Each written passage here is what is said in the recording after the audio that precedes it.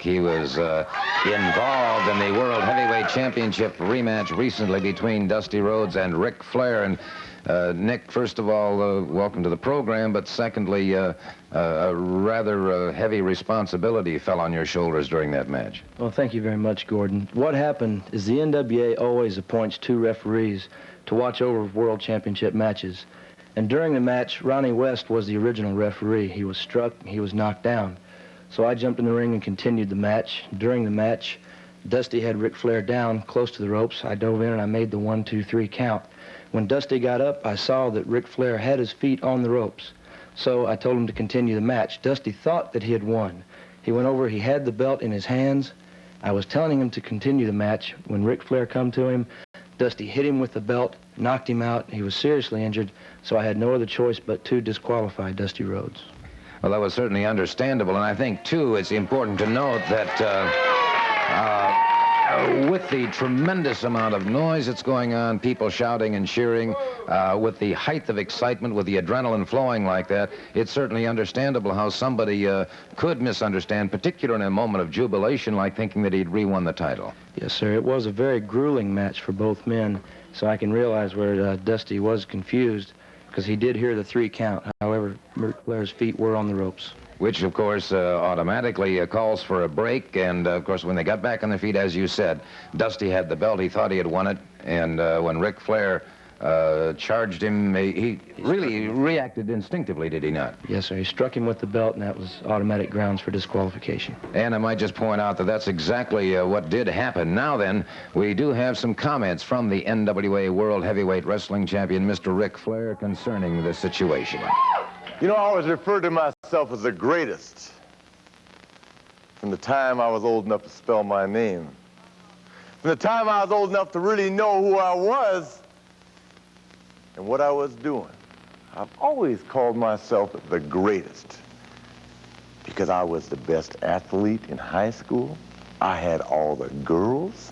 I had the nicest clothes. I had all the luxuries that anybody of my talent and my ability deserved. Then I started professional wrestling. And a lot of people said, you think that that young kid is going to be the greatest wrestler of all time like he tells everybody he is? Well, look at me now. Still a young kid. In the prime of my life. Still wearing the finest clothes. And still knocking the women dead. Only one addition. I'm the world's heavyweight champion. And I didn't buy this. And this beautiful face and all these fine clothes didn't bring me this. Solid wrestling ability. The ability to be a man above and beyond. 120% gut check brought me this. And I'm going to hang on to this for a long, long time. And those of you out there that doubt my durability or my lasting power, you just keep watching TV week in and week out. Because Ric Flair, the Nature Boy, woo, the living legend, is going to be the holder of this 10 pounds of gold for a long, long time. Only one thing left in life, and that's to hear them all say someday, Ric Flair was the greatest champion in the history of wrestling. Woo! Tell me that all over the country now, they're having a problem in the classroom because every male student has all of a sudden changed his course of thinking. The teachers say, what do you want to be when you get out of school? And for those that are physically fit enough to answer, they say, I want to be like Ric Flair. I want to be the world champion. I want to wear the finest clothes money can buy and the prettiest jewelry. I want to ride in the biggest cars, and I want to date the finest women alive. Oh, I want to be like Ric Flair so bad. I want to hold that 10 pounds of gold. I want to be the champion.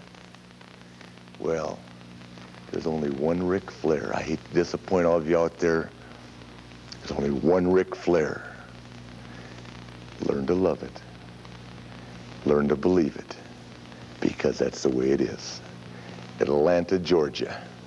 Dusty Rhodes, you know how embarrassing it is for me, one of the most gorgeous human beings on the face of this earth, to stand out here with tape on my head, stitches underneath, as a result of something you've done to me?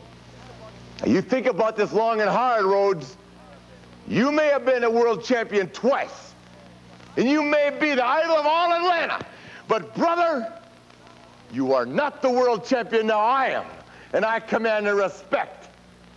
And this time, my friend, I won't take you as lightly as I did. We're going to be in that Omni again, brother, and you're going to answer to me. You're going to answer to me as no other wrestler ever has. Ric Flair, the living legend. Ric Flair, the world champion, your world champion. And in the Omni, brother, I'm going to take it to you until you look me in the eye and say, Flair, I've had enough. I'm sorry I tried. Woo! Kabuki in action, and Playboy Gary Hart has joined us here. I would just like to say that I'm glad that Ted Oates is somebody. I'm glad that Ted Oates is one of the best wrestlers ever produced in Georgia, because